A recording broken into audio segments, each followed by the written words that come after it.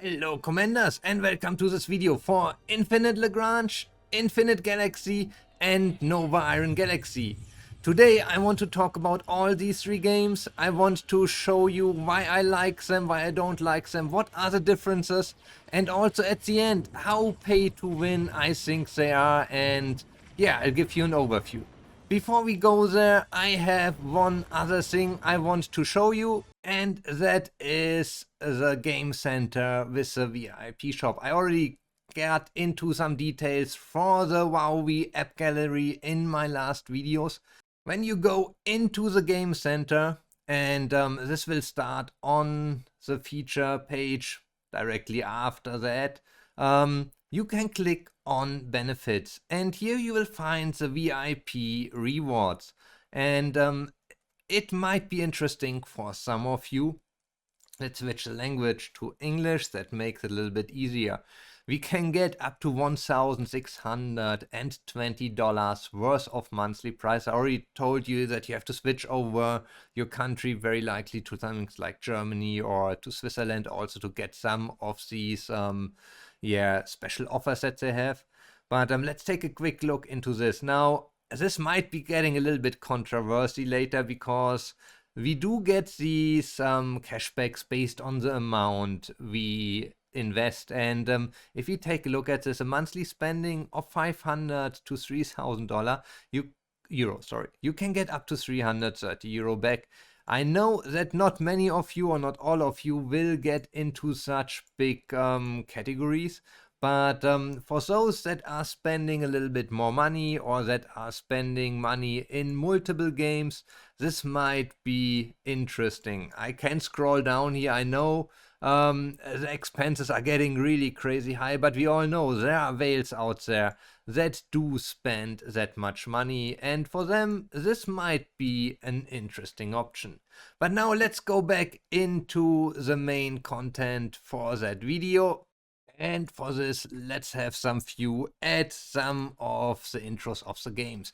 So I have a few points that I wrote down for myself I want to talk about. First thing, and that's an important thing for me if we talk about mobile games. How easy is it to play this game for a few minutes? And the winner for me there at the moment is Nova Iron Galaxy. I can log in there, I can do some stuff. There are certain things where I can push myself to very high challenges, and there are things I can't even do yet. Now, I have to say, the game does not really feel like it's completely finished, so we will see how that develops. Next would be Infinite Galaxy.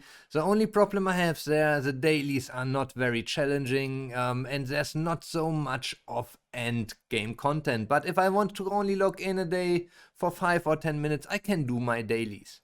Now, Infinite Lagrange is there for me on the last place. The main reason is the very, very long flight times. Even if I want to attack just some pirates that are close to me, directly next to my base, I usually will already need around 5 minutes or longer. Very easily, if you want to do some PvP, we are talking about 30 minutes and more to get your fleets in position to move around, and that's the biggest disadvantage I see for that game. Now, the next thing, the complexity of the game. What do I mean with this? I do like games that are easy to play at the beginning, but later in game do give you more options and allow you to really play around and find things that are different and not only have like one kind of ship that everyone uses. Now, Nova Galaxy, there again, would be the winner for me. You have different ships that really also have big impacts. You can put different equipment on each of these ships and also different captains, each of them with different skills that also have pretty big impact. Now, the main problem there is that for most of the content that's available at the moment, it doesn't matter, you can just use whatever you have. We have a similar situation, if you ask me, in Infinite Galaxy. But the second place there would be for me Infinite Lagrange, because you do have all these ship blueprints, which are all very, very different, and you do have different kinds of ships. You have ships that can work more as a tank, you have repair ships there, you do have damage dealing ships, you have carriers, aircraft. So all of this allows you for a lot of different setups, and I really like this, and it allows you also later in game to put a lot of time, if you want to try out different setups. The last place, unfortunately, goes to Infinite Galaxy, if you ask me, because mainly you do have your flagship. The ships you put inside there do have a much smaller impact. You can play around with the ratios of the different ships, but it is not as complex as in the other two games, Nova and Infinite Lagrange. Now, the next point is something might not be so important to everyone, but especially for me as content creator, and also when you have problems with the games, it is very important for me. How about long-term content and about the developer of the game? Now, Infinite Lagrange would be the first place there for me. The developers do communicate quite nicely about new content. Before they bring something out, they usually give some informations on the Discord, on Facebook, and also to the content creators about the new content. And it's not like you log in after a patch and you are suddenly surprised, oh, what is this? This was not mentioned in any patch notes. Now, Nova Iron Galaxy and Infinite Galaxy are both much worse when it comes to that. Talking about incomplete patch notes, things that got changed without really mentioning, and stuff like this. So, but let's come to the most important point when it comes to these games, and that's for me the fun factor. I know this is very subjective, and especially I would rank at the moment Nova highest there, but that is also because it's a new game, and new games usually have this effect that they are more fun than things that you play already for a longer time. Now, what do I like about it? You can log in anytime you want. I can upgrade my gear and ships every day, so I feel like I have progress every day I do something. The PvP inside the game needs improvement. There's a lot they would need to improve. What I like is that you can steal only the basic resources, but not that's ores, but not the main ones that you need all the time, and you'd usually have more than enough ores. So it's not like that you will farm players there and destroy their gameplay. But at the end also, the PvP would need to get a little bit of improvement. The second place, and honestly for long term the best place, maybe even the first place, would be Infinite Lagrange. The different blueprints and ship formations you can set up, they have such a big impact on how you play, and you're not stuck with one meta fleet setup. You really can do things in different ways. There are so many working fleet setups that I really enjoy playing around with this.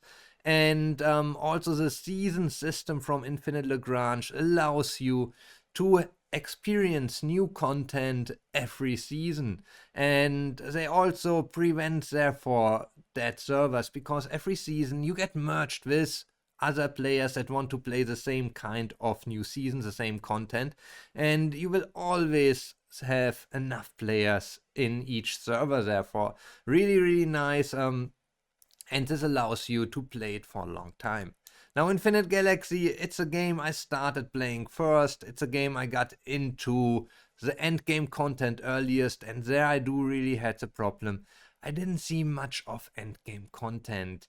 The PvP system somehow does not really work out. Usually the rewards are pretty low for the risk or the losses you take.